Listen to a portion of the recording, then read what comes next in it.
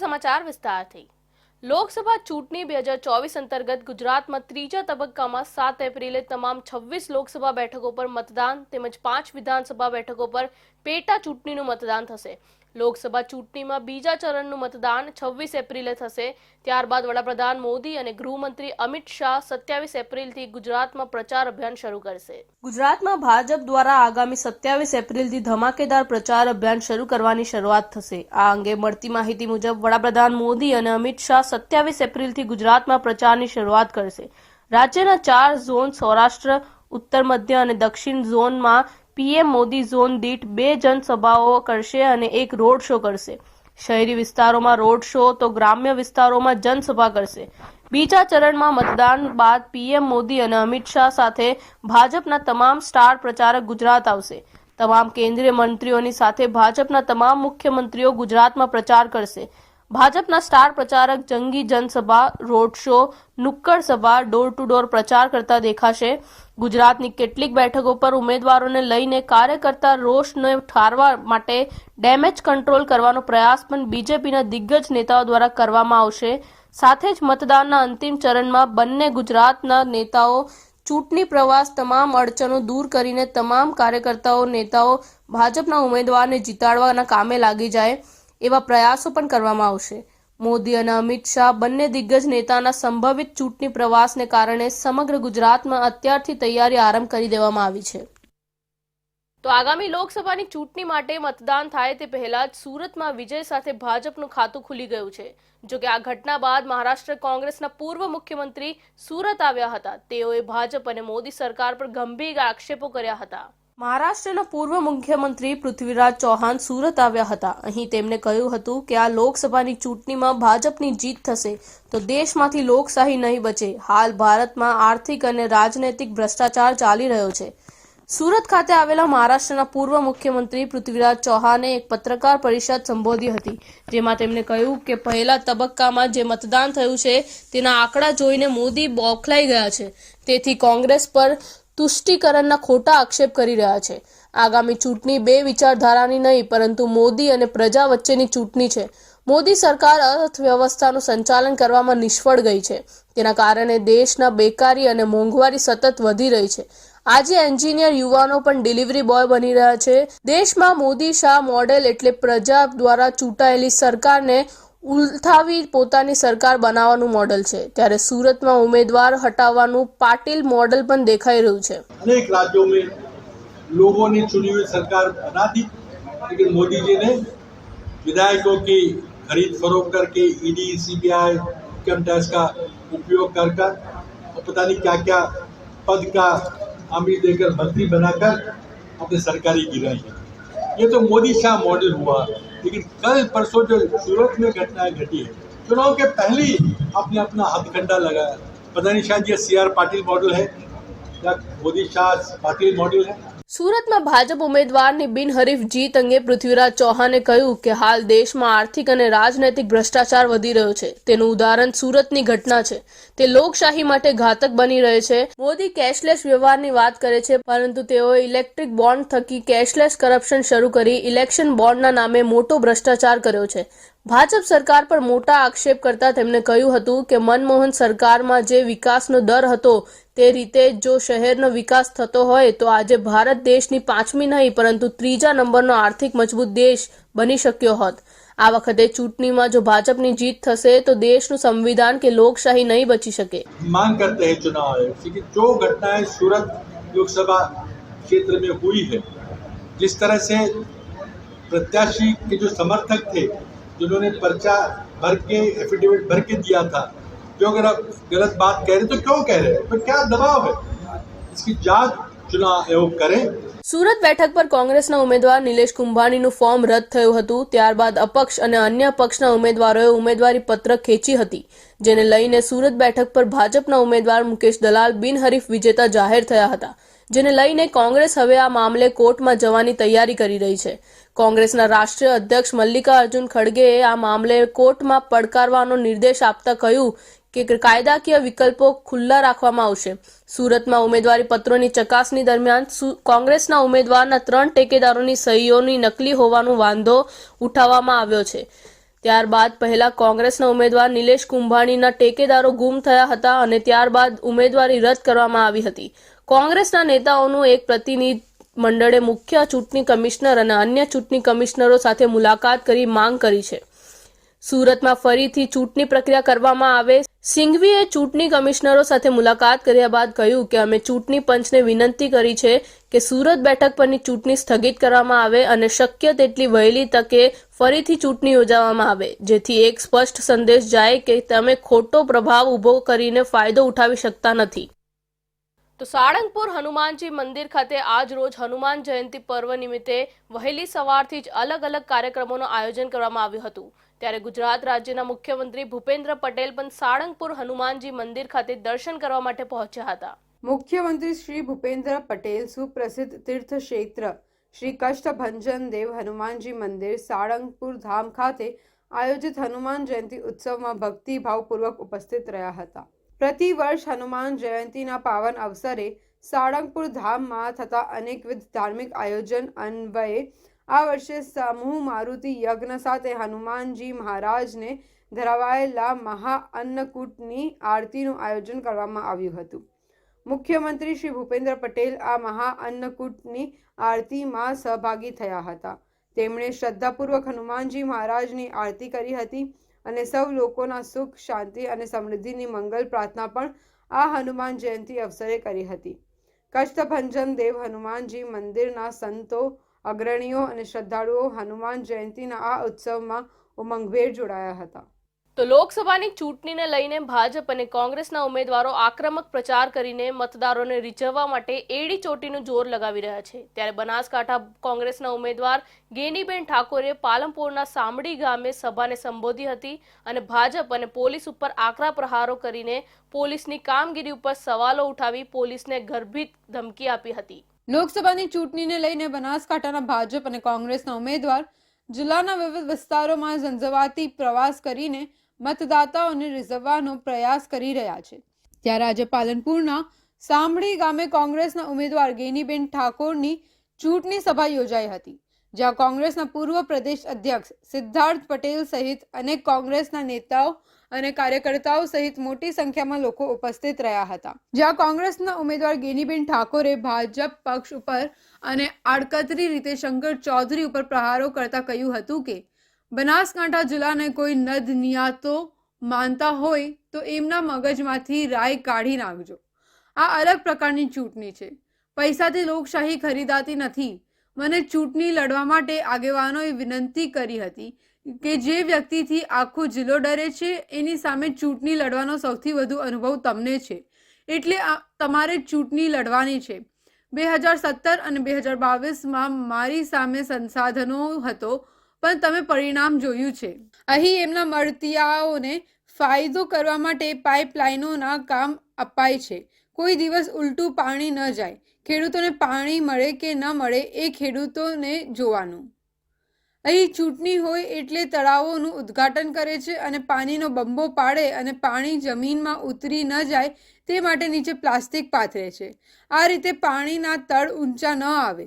આપણે તો ખેડૂત છીએ એટલે કોઈ પણ વ્યક્તિને લાંબા સમય સુધી મૂર્ખ ન બનાવી શકાય. હું વેચાઉ માલ નથી, જેથી તમારા ભરોસાને કલંક નહીં લાગવા દઉં. અમે તો ગાંધીજીની વિચારધારા વાળા છીએ. અમારા સામે કોઈ એક લાફો મારે ને તો ગાંધીજીએ બીજો ગાલ ધરવા માટેની વાત કરી છે. પણ સમય બદલાવાનો છે. તમે રાજકીય સિદ્ધાંતોના ફેરફાર કર્યા છે. તમે ક્યાંક બાબા સાહેબ આંબેડકરને આપેલા બંધારણ સાથે ચેડા કરવાની વાત કરો છો. તમે ક્યાંક લોકશાહી ખતમ કરવા માટેની વાત કરો છો. અમે ગાંધીજીના વારસદાર છીએ, ગાંધી વિચારધારા વાળા છીએ.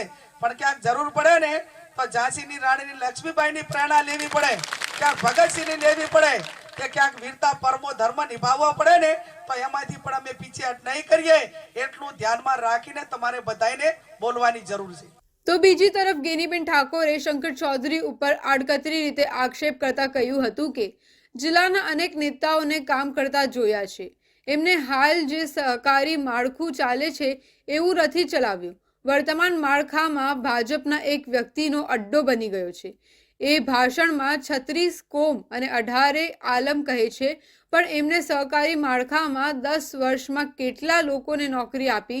હમણાં તો અલગ અલગ સ્ટેટમેન્ટ આપવા માટે બનાસ ડેરીમાં બેસીને તેનું ડ્રાફ્ટિંગ થાય છે અને કયા સમાજને કેવું બોલવું તે બહારથી આવેલા લોકો કહે છે કે કયા સમાજના લોકોએ કેવું બોલવું. બનાસકાંઠા જિલ્લો કોઈ ન તળિયા તો માનતા હોય તો એને એમના મગજમાંથી રહી કાઢી નાખવાની જરૂર છે કે બનાસકાંઠા જિલ્લો એ આઝાદ ભારતનો એક ભાગ છે. બનાસકાંઠા જિલ્લે એ આખા રાજ્યને આ વર્તમાન 2024 ની ચૂંટણીમાં બતાવી દીધું કે દબાવવા વાળી રાજનીતિ નથી. જો દબાઈને હેડ્યા હોત તો આજે આ મંડપ ભરેલો ના હોત. આ અલગ પ્રકારની ચૂંટણી, પૈસાથી સંસાધનથી ચૂંટણી જીતાતી હોય અને પૈસાથી લોકશાહી ખરીદાતી હોય તો ગૌતમ અદાણી, મુકેશ અંબાણી ત્યાં દિલ્હી બેઠા બેઠા 542 સીટોના પૈસા ચૂકવી કે ના ચૂકવી કે. તો હંમેશા સરકારી તંત્ર અને પોલીસને નિશાના ઉપર લેતા ગેનીબેન ઠાકોરે ફરીથી પોલીસને ગર્ભિત ધમકી આપતા કહ્યું કે પોલીસ કોંગ્રેસના આગેવાનોના નંબરો લેવા લોકોને ફોન કરી રહી છે, તો જેના ઉપર પોલીસના ફોન આવે એ નંબરો રાખજો. હું પોલીસને કહું છું કે તમારું કામ કાયદો અને વ્યવસ્થા જાળવવાનું છે, નિષ્પક્ષ ચૂંટણી કરાવવાનું છે. તમારી સામે કોઈ ફરિયાદ કરે તો તેની સામે એક્શન શું લેવા એ તમારી જવાબદારી છે. કોઈ કોંગ્રેસના આગેવાનોના ફોન લઈને એનું કલેક્શન કરવાની અને ધાક ધમકી આપવાની જરૂર તમારે નથી. અમારા મતદારો બેઠા છે. તમને કહું છું કે 10 કે 15 ફરિયાદો થાય તો તૈયારી રાખજો, એમાં કોઈ થવાનું નથી. જો પોલીસવાળા ગામમાં આવીને દમદાટી આપતા હોય તો એમને કહેજો આ તમારા આકાઓનું રાજ કાયમી રહેવાનું નથી. 8મી તારીખ સુધી તમને સારી જગ્યાએ નોકરીએ મૂકવાની વાત કરશે, તમને ફૂલાવશે, પણ નોકરી તમારે 58 વર્ષ સુધી કરવાની છે. તમને પગાર કોઈ ભાજપ નથી આપતી, તમને પ્રજાના પરસેવાનો પગાર મળે છે, લોકોના ટેક્સના પૈસાનો પગાર મળે છે. અમે ગાંધીજી વિચારધારાવાળા છીએ, કાયદાને સન્માન આપીએ છીએ, તો પણ તમે કાયદાનું ભંગ કરીને કોઈને દબાવવાનો પ્રયાસ કરશો તો તમે જેવા છો એવા અમને થતા વાર લાગશે નહીં. નંબર માંગે છે તો જેના ઉપર ફોન આવે એ ફોનના નંબર રાખજો. અને મીડિયાના માધ્યમથી હું પોલીસવાળાને કહેવા માંગુ છું કે તમારું કામ કાયદો અને વ્યવસ્થા જાળવવાનું છે, નિષ્પક્ષીય ચૂંટણી કરાવવાનું છે. તમારી સામે કોઈ ફરિયાદ કરે તો એના એક્શન શું લેવા એ કામની જવાબદારી તમારી છે. કોઈ કોંગ્રેસના આગેવાનોના ફોન લઈ અને તમારે એનું કલેક્શન કરવાની જરૂર નથી અને ધાક ધમકી આપવાની જરૂર નથી.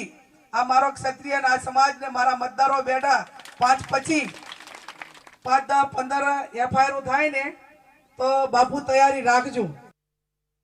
તો લોકસભાના ચૂંટણીના પ્રચાર પ્રસાર માટે હવે ડિજિટલ સેવાનો ભરપૂર ઉપયોગ કરી રાજનીતિક પાર્ટી હવે મતદારો સુધી પહોંચવાનો પ્રયાસ કરી રહી છે.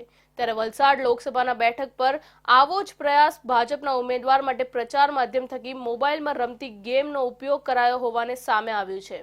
વલસાડ લોકસભા બેઠક પરની ચૂંટણીને લઈ ભાજપ કોંગ્રેસ દ્વારા પૂરજોશમાં પ્રચાર ચાલી રહ્યો છે. ભાજપના ઉમેદવાર ધવલ પટેલ અને કોંગ્રેસના ઉમેદવાર અનંત પટેલ સહિત બંને પાર્ટીના અગ્રણીઓ અને કાર્યકર્તાઓ મતદારોને રીઝવવા અવનવા પ્રયાસ કરે છે. ત્યારે ભાજપ ઉમેદવાર ધવલ પટેલના ચૂંટણી પ્રચાર માટે એક ગેમનો વિશેષ વિડીયો બનાવવામાં આવ્યો છે. આ વિડીયો ગેમમાં ગેમના કેરેક્ટરની જગ્યાએ ધવલ પટેલના ફોટોવાળું કેરેક્ટર દર્શાવવામાં આવ્યું છે.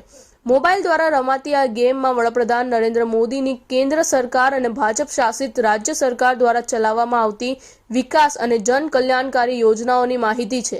સાથે જ ભાજપ દ્વારા આ વખતે ચૂંટણીમાં કરેલા વાયદા પણ દર્શાવવામાં આવ્યા છે. આમ ભાજપ ઉમેદવારની ચૂંટણી પ્રચારની આ ગેમ અત્યારે સોશિયલ મીડિયામાં વાયરલ થઈ રહી છે. આમ ભાજપ અને કોંગ્રેસ બંને પક્ષો ચૂંટણી પ્રચારમાં ડિજિટલ માધ્યમનો પણ સહારો લઈ રહ્યા છે અને યુવા અને બાળકોને પણ સ્પર્શે અને તેમના સુધી ભાજપનો અને સરકારનો સંદેશ પહોંચે તે હેતુથી બનાવેલી આ ગેમ અત્યારે ચર્ચાનું કેન્દ્ર બની છે. તો કોંગ્રેસના ઉમેદવાર નિલેશ કુંભાણી લોકસભાની ચૂંટણી પૂરી થયા પછી ભાજપમાં જોડાશે. મંગળવારે સવારથી કુંભાણી ભાજપમાં જોડાવાની ચર્ચાએ જોર પકડ્યું હતું, પરંતુ ભાજપની સ્ક્રિપ્ટ પ્રમાણે તેમને ચૂંટણી પછી જ પક્ષમાં સામેલ કરાશે. ફોર્મ રદ થયા બાદ સુરતમાંથી ગાયબ થઈ ગયેલા નિલેશ કુંભાણી મુંબઈ પહોંચી ગયા હોવાનું આધારભૂત સૂત્રોએ કહેવું છે. કોંગ્રેસ ઉમેદવાર નિલેશ કુંભાણી હાલ દેશભરમાં ચર્ચાનું કેન્દ્ર બન્યા છે. ઉમેદવારી ફોર્મ રદ થયા પછી અંડરગ્રાઉન્ડ થઈ ગયેલા નિલેશ કુંભાણીનો ફોન સતત સ્વિચ ઓફ આવે છે. સાથે નિલેશ કુંભાણી ભાજપમાં જોડાઈ રહ્યા હોવાની વાત પણ વહેતી થઈ હતી, પરંતુ આધારભૂત સૂત્રોના જણાવ્યા અનુસાર કુંભાણીને ચૂંટણી પછી જ તેમને સુરત આવવાની સૂચના આપી હોવાનું જાણવા મળ્યું છે. તેમનું ઘર છેલ્લા 2 દિવસથી બંધ છે. મંગળવારે સવારે સ્થાનિક લોકોએ તેમના ઘરે કુંભાણી જનતાનો ગદ્દાર, લોકશાહીનો હત્યારો હોવાના પોસ્ટરો પણ ચોંટાડી દીધા હતા. બીજી તરફ કોંગ્રેસના પ્રવક્તા નૈશિત દેસાઈએ કહ્યું હતું કે અમે નિલેશ કુંભાણીને શોધી રહ્યા છીએ. હવે તેઓ અમારા સંપર્કમાં રહ્યા નથી. સુરત લોકસભાની બેઠક ભાજપ માટે બિનહરીફ જાહેર થઈ છે. કોંગ્રેસના ઉમેદવાર નિલેશ કુંભાણીનું ફોર્મ ટેકેદારોની ખોટી સહીના કારણે રદ થયું હતું અને ભાજપના મુકેશ દલાલ સામે અપક્ષો અને અન્ય પાર્ટીઓના કુલ 8 ઉમેદવારોએ પોતાના ફોર્મ પાછા ખેંચી લેતા મુકેશ દલાલને વિજેતા જાહેર કરવામાં આવ્યા હતા. અત્રે ઉલ્લેખનીય છે કે રાજ્યમાં સુરત જ એક એવી બેઠક છે જ્યાં કોર્પોરેશન અને વિધાનસભાની ચૂંટણીમાં વોટ શેરની ટકાવારીમાં પહેલા નંબરે ભાજપ છે અને બીજા નંબરે આમ આદમી પાર્ટી છે અને ત્રીજા નંબરે કોંગ્રેસ આવે છે. છતાં આપ અને કોંગ્રેસના ગઠબંધનમાં આ બેઠક પર કોંગ્રેસના ઉમેદવાર નિલેશ કુંભાણીને ટિકિટ આપવામાં આવી છે, જેમને પહેલેથી જ ભાજપ સાથે ગોઠવણ કરી દીધી હોય તેવી રીતે અંગત વ્યક્તિઓને ટેકેદાર તરીકે રાખતા ફોર્મ રદ થઈ ગયું હતું. શહેર કોંગ્રેસ પ્રમુખ ધનસુખ રાજપૂતે કહ્યું હતું કે 21મીએ ચુકાદા બાદથી હું કુંભાણીને મળ્યો નથી. ચુકાદા આવ્યા બાદ કુંભાણીએ અમદાવાદ જાઉં છું એમ કહ્યું હતું, પરંતુ ત્યારથી તેમનો ફોન બંધ છે. આમ ટેકેદારો બાદ ઉમેદવાર પણ ગાયબ થઈ ગયાની અજાયબી સુરત કોંગ્રેસ સાથે થઈ છે. તો લોકસભા 2024 માટેની ચૂંટણી નજીક આવતા બધા પક્ષોએ પોતાના પ્રચાર કાર્યક્રમ તેજ કર્યા છે. ત્યારે છોટાઉદેપુર લોકસભાના ભારતીય જનતા પાર્ટીના ઉમેદવાર જશુભાઈ રાઠવાનું ડભોઈ ખાતે ચૂંટણી કાર્યાલયનું ઉદ્ઘાટન થયું હતું. સમગ્ર ગુજરાતભરમાં લોકસભા ચૂંટણીનો રંગ જામ્યો છે, ત્યારે પ્રથમ તબક્કાનું મતદાન પૂર્ણ થયું છે. આગામી 7 મેના રોજ લોકસભાની ચૂંટણી યોજાનાર છે, જેને ભાગરૂપે ગુજરાતની તમામ 182 વિધાનસભા ખાતે ભારતીય જનતા પાર્ટીના ઉમેદવારો દ્વારા વિધાનસભા દીઠ ચૂંટણી કાર્યાલય ખુલ્લા મૂકવામાં આવ્યા હતા. જે પૈકી છોટાઉદેપુર લોકસભા સીટના ડભોઈ વિધાનસભાનું ચૂંટણી કાર્યાલય નર્મદા પાર્ક ખાતે આજરોજ ઉમેદવાર જશુભાઈ રાઠવા તથા ડભોઈ ધારાસભ્ય શૈલેષભાઈ મહેતાના હસ્તે ઉદ્ઘાટન કરવામાં આવ્યું હતું. ડભોઈ નગરમાં આવેલ નર્મદા પાર્ક સોસાયટી ખાતે હિન્દુ શાસ્ત્રો અનુસાર ભગવાન સત્યનારાયણની કથા કરી ધાર્મિક વિધિવત રીતે ભાજપ દ્વારા ચૂંટણી કાર્યાલય ખુલ્લું મૂકવામાં આવ્યું હતું. આ પ્રસંગે મોટી સંખ્યામાં ભારતીય જનતા પાર્ટીના હોદ્દેદારો તેમજ કાર્યકરો ઉપસ્થિત રહ્યા હતા. સાથે ધારાસભ્ય શૈલેષભાઈ મહેતાએ જણાવ્યું હતું કે સુરત ખાતે એક સીટ ભારતીય જનતા પાર્ટી દ્વારા બિનહરીફ કબજે કરવામાં આવતા હવે 26 પૈકી 25 સીટો ભારતીય જનતા પાર્ટી 5 લાખ કરતાં વધુ માર્જિનથી જીતશે તથા નરેન્દ્રભાઈ મોદી સતત ત્રીજી વાર દેશના વડાપ્રધાન બનશે તેવો વિશ્વાસ વ્યક્ત કર્યો હતો. 7મી મે લોકસભાની ચૂંટણીના મતદાન છે અને મતદાનને અગાઉ આજે સમગ્ર ગુજરાતની 182 વિધાનસભા દીઠ લોકસભાના ઉમેદવારોના કાર્યાલયના ઉદ્ઘાટનની શરૂઆત કરવામાં આવી છે. એને જ અનુરૂપ આજે દરબાવતી ડભોઈ નગરમાં નર્મદા પાર્ક ખાતે આજે સત્યનારાયણની કથા કરીને કાર્યાલયનું ઉદ્ઘાટન કરવામાં આવ્યું છે. તો ભાવનગરમાં હનુમાન જયંતિની ભારે ભક્તિભાવ અને હર્ષોલ્લાસ સાથે ઉજવણી કરાઈ હતી. હનુમાન જયંતિ નિમિત્તે હનુમાનજી મહારાજના મંદિરોમાં વહેલી સવારથી જ શ્રદ્ધાળુઓ દર્શનાર્થી અને પૂજન અર્ચન અર્થે ઉમટી પડ્યા હતા. ભાવનગર શહેર અને જિલ્લામાં હનુમાન જયંતિના પર્વની આસ્થાભેર ઉજવણી કરવામાં આવી હતી. શહેર જિલ્લામાં આવેલા વિવિધ હનુમાનજી મંદિરો ખાતે વહેલી સવારથી જ શ્રદ્ધાળુઓની લાઈન લાગી હતી. ત્યારે સિંધુનગર વિસ્તારમાં આવેલ અંબિકા માતાના મંદિરેથી વાનર સેના સાથેની શોભાયાત્રાનું આયોજન કરવામાં આવ્યું હતું. શહેરના સિંધુનગરમાં હનુમાન જયંતિ નિમિત્તે વાનર સેના સાથે ભવ્ય શોભાયાત્રા યોજાઈ હતી. આ શોભાયાત્રા દરમિયાન વાનર સેનામાં 151 બાળકો વાનરની વેશભૂષા સાથે જોડાયા હતા. જણાવી દઈએ કે સિંધુનગરમાં વર્ષોથી પરંપરાગત વાનર સેના સાથેની શોભાયાત્રાનું આયોજન કરવામાં આવે છે. આ શોભાયાત્રા સિંધુનગરના મુખ્ય રસ્તાઓ પર ફરી હતી, જેમાં મોટી સંખ્યામાં ભાવિકો જોડાયા હતા. તે સાથે આ શોભાયાત્રામાં નૃત્ય, ડીજે, ઢોલ નગાડા જેવી વિવિધ વ્યવસ્થા રાખવામાં આવી હતી. લોકોએ જય શ્રી રામના નારા પણ લગાવ્યા હતા. તો છોટાઉદેપુર જિલ્લા કલેક્ટર નસવાડી તાલુકાના કુપ્પા જૂથ પાણી પુરવઠા યોજનાની મુલાકાત માટે ગયા હતા. ત્યારે ટેકરાવાળા રસ્તાઓ પરથી પસાર થતી વખતે કલેક્ટર ગાડી ટેકરા પર નહીં ચડતા ટ્રેક્ટરની મદદ લેવાઈ હતી. સમગ્ર ઘટનાનો વિડીયો હાલ સોશિયલ મીડિયામાં વાયરલ થઈ રહ્યું છે. હાલમાં જ છોટાઉદેપુર નસવાડીના તાલુકાના ખેદા ગામે જિલ્લા કલેક્ટર ગયા હતા. કલેક્ટર અનિલ ધામડિયા કુપ્પા જૂથ પાણી પુરવઠા યોજનાનું કામ પ્રગતિમાં હોય નિરીક્ષણ કરવા ગયા હતા. ત્યારે કુપ્પા ગામે પહોંચવા માટે કાચા અને ડુંગરાળ રસ્તેથી પસાર થઈને જવું પડે.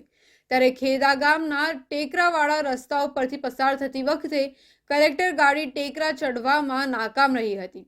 કાચા રસ્તા હોવાને કારણે ગાડી બંધ થઈ ગઈ, જે કારણે કલેક્ટરની ગાડી કાચા રસ્તા પર ફસાઈ ગઈ હતી. જે કારણે ત્યાં પહોંચવા માટે તેમણે ટ્રેક્ટરની મદદ લીધી હતી. સ્થાનિકોની મદદથી કલેક્ટરની કારને ટોઈંગ કરીને ટ્રેક્ટર વડે ખેંચી ટેકરો ચડાવવામાં આવ્યો હતો. તે સાથે કાર ખેંચતા વિડીયો સોશિયલ મીડિયામાં વાયરલ થયો છે. જણાવી દઈએ કે કુપ્પા જૂથ પાણી પુરવઠા યોજના 83 કરોડના ખર્ચે મંજૂર થઈ છે અને કુપ્પા જૂથ યોજનાથી ડુંગર વિસ્તારના 72 ગામોને પીવાનું પાણી મળશે. તે સાથે જાણવા મળ્યું છે કે રસ્તાને રીસર્ફેસ કરવા માટે ફાઇલ પ્રગતિમાં છે.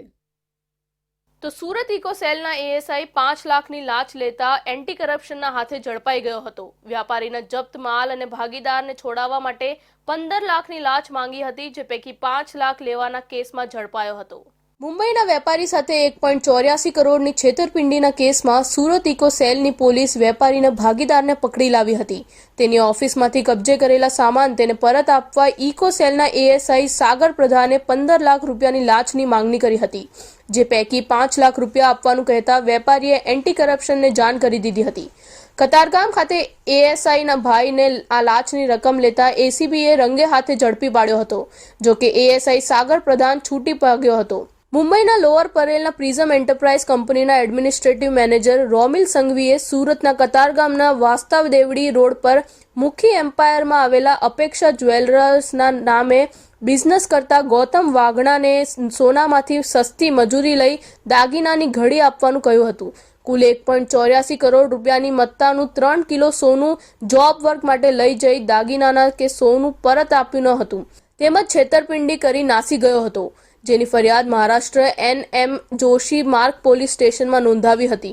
જેની બાતમી ઇકો સેલના એએસઆઈ સાગર પ્રધાનને મળતા તેમની ટીમ સાથે મળી મહારાષ્ટ્રના ગુનામાં સંડોવાયેલા વોન્ટેડ આરોપી ગૌતમ શિવદાસ દામોદર વાઘનાની ધરપકડ કરી હતી. આ ગુનામાં ઇકો સેલ દ્વારા ગૌતમભાઈના મુંબઈના ભાગીદારની પણ ધરપકડ કરાઈ હતી. એએસઆઈ સાગર પ્રધાને તેમના ભાગીદારની ધરપકડ કરી બાદમાં તેમની ઓફિસમાંથી લેપટોપ, ડીવીઆર કંપનીના દસ્તાવેજો અને ડાયમંડ પણ કબજે લીધા હતા. રોજ એસીબીમાં ફરિયાદ મળેલી કે ઇકો સેલ સુરત શહેરમાં ફરજ બજાવતા સાગર સંજય પ્રધાન એએસઆઈ, જેઓ એક મુંબઈના ચીટિંગના ગુનાની તપાસ કરી રહેલ હતા, જે કામે તેઓએ આરોપી તથા મુદ્દામાલ હસ્તગત કરેલ, જે મુદ્દામાલમાં લેપટોપ, ડાયમંડ વગેરે મુદ્દામાલ હતો, જે મુદ્દામાલ છોડવાના અવેજ પેટે આ કામના ફરિયાદી પાસેથી તેઓએ 15 લાખ રૂપિયાની માગણી કરેલી અને એ 15 લાખ પૈકી 5 લાખ રૂપિયા લેવા માટે તેમના ભાઈ ઉત્સવ સંજય પ્રધાનને તેઓએ ગતરોજ મોકલેલ, જેઓ 5 લાખ રૂપિયા લેતા રેડ હેન્ડ પકડાઈ ગયેલ છે અને આ બંને ઈસમો વિરુદ્ધ કાયદેસર કાર્યવાહી કરી અને તપાસ હાથ ધરવામાં આવેલી છે. એ આ તબક્કે ન કહી શકાય, પરંતુ તપાસમાં અમે તમામ મુદ્દા આવરી લઈશું અને અમારી તપાસ બાદ જ એ વસ્તુ ખબર પડે કે ખરેખર આ પૈસાનો કઈ રીતે કોણ ઉપયોગ કરવાનો. વેપારીને છોડાવવા તથા તેની ઓફિસમાંથી લઈ આવેલા માલ સામાન પરત આપવાના અવેજ પેટે 15 લાખ રૂપિયાની લાંચની માંગણી કરી હતી. વેપારી લાંચ આપવા માંગતો ન હતો. એએસઆઈએ 15 લાખ પૈકી 5 લાખ આપવાનું કહેતા વેપારીએ તૈયારી બતાવી હતી, પરંતુ લાંચની રકમ નહીં આપવા માંગતા વેપારીએ એન્ટી કરપ્શન બ્યુરોને જાણ કરી હતી. સાગર પ્રધાને લાંચની રકમ લેવા માટે તેના ભાઈ ઉત્સવ સંજયભાઈ પ્રધાનને કતારગામ ખાતે અલકાપુરી સર્કલ બ્રિજ નીચે મુંબઈ તડકા ફાસ્ટ ફૂડ એન્ડ ચાઇનીઝ દુકાનની સામે મોકલ્યો હતો, જ્યાં એસીબીએ 5 લાખની લાંચ લેતા રંગે હાથ પકડી પાડ્યો હતો. જો કે એએસઆઈ સાગર ભાગી ગયો હતો. અત્રે ઉલ્લેખનીય છે કે વર્ષ 2020માં ભરતી થનારા એએસઆઈ સાગરનો પગાર 26,000 છે. તો પાલનપુર ડીસા હાઈવે ચડોતર નજીક આવેલી પેપર મિલમાં કૂવામાં મંગળવારે રાત્રે કામ કરી રહેલા 5 મજૂરોને ગુગળામણની અસર થઈ હતી. તેમાંથી 3 લોકોના આ ઘટનામાં મોત નીપજ્યા હતા અને 108ની ટીમ દ્વારા મજૂરોને સારવાર અર્થે ખસેડવામાં આવ્યા હતા. પાલનપુર ડીસા હાઈવે ચડોતર નજીક પેપર મિલ આવેલી છે, જ્યાં મંગળવારે કૂવામાં કામ કરતા 5 મજૂરને ગુગળામણની અસર થઈ હતી, જેના પગલે અન્ય એક મજૂરને બચાવવા જતા 4 મજૂરો અસર થઈ હતી. ત્યારબાદ આજુબાજુથી મજૂરો એકત્ર થઈ ગયા હતા અને 108ને જાણ કરવામાં આવી હતી, જેમાં 108ના પાયલોટ કિરણભાઈ પરમાર ટીમ સાથે ઘટના સ્થળે પહોંચ્યા હતા અને ઘાયલ મજૂરોને પાલનપુર સિવિલ હોસ્પિટલમાં ખસેડવામાં આવ્યા હતા. ફાયર ટીમને પણ જાણ કરવામાં આવી હતી, જેથી ફાયરની ટીમ ઘટના સ્થળે પહોંચી વધુ 4 મજૂરોને બહાર કાઢી 108ની ટીમની મદદથી સારવાર અર્થે ખસેડવામાં આવ્યા હતા. આ અંગે પાલનપુર ફાયર વિભાગની ટીમના સૂત્રોએ જણાવ્યું હતું કે અમારી ટીમના કર્મચારીઓએ સેફટીના સાધનો સાથે કૂવામાં ઉતરી 3 અસરગ્રસ્ત વ્યક્તિઓને બહાર કાઢી પાલનપુર સિવિલ હોસ્પિટલમાં સારવાર માટે ખસેડવામાં આવ્યા હતા, જેમાં સારવાર દરમિયાન 3 મજૂરોના મોત નીપજ્યા હતા અને 2 મજૂરની હાલતમાં અત્યારે સુધારા પર છે. તો અમદાવાદ શહેરમાં ભૂલાભાઈ 4 રસ્તે 19 એપ્રિલના સવારે 10:24 આસપાસ બેફામ AMTS બસના ડ્રાઈવરે ભૂલાભાઈ 4 રસ્તા પાસે એક્ટિવા ચાલકને અડફેટે લીધા હતા. આ સમગ્ર ઘટનાના CCTV સામે આવ્યા છે. અમદાવાદ હિટ એન્ડ રનની ઘટનાના CCTV ફૂટેજ સામે આવ્યા છે. 19 એપ્રિલના સવારે 10:24 વાગ્યે આસપાસ બેફામ AMTS બસના ડ્રાઈવરે ભૂલાભાઈ 4 રસ્તા પાસે એક્ટિવા ચાલકને અડફેટે લીધા હતા. બસની ટક્કરના કારણે બાઇક ચાલક આધેડ રોડ પર પટકાયા હતા. આ દરમિયાન બસનું પાછળનું ટાયર તેમના માથા પરથી ફરી વળ્યું હતું, જેથી તેમનું સ્થળ પર જ મોત નીપજ્યું હતું. જો કે અકસ્માત કરી AMTSનો ડ્રાઈવર બસ પૂરપાટ ઝડપે ભગાવી નાસી છૂટ્યો હતો. આ મામલે ટ્રાફિક પોલીસે ગુનો નોંધી તપાસ શરૂ કરી છે. પ્રાપ્ત માહિતી મુજબ વટવામાં આવેલા વ્રજભૂમિમાં 52 વર્ષીય નવીનભાઈ પટેલ પરિવાર સાથે રહે છે. તેઓ બહેરામપુરા ખાતે શ્રી વિષ્ણુ શોમિલ નામની લાકડાનો વેપાર કરે છે. 19 એપ્રિલ ગુરુવારે તેઓ મિલ ખાતે ગયા હતા. ચા પીને પોતાના ઘરે સોસાયટીના કાગળોની ફાઇલ લેવા જવા માટે નીકળ્યા હતા. આ દરમિયાન 2 વ્હીલર લઈને ભૂલાભાઈ 4 રસ્તા ક્રોસ કરી રહ્યા હતા અને તે સમયે સામેથી પૂરપાટ ઝડપે આવતી AMTS બસના ચાલકે નવીનભાઈના 2 વ્હીલરને ટક્કર મારી હતી. તો આ હતા આજના મહત્વના સમાચાર. ફરી મળીશું નવા સમાચાર સાથે. ત્યાંથી જોતા રહેજો ઇન્ડિયા ન્યૂઝ ગુજરાત.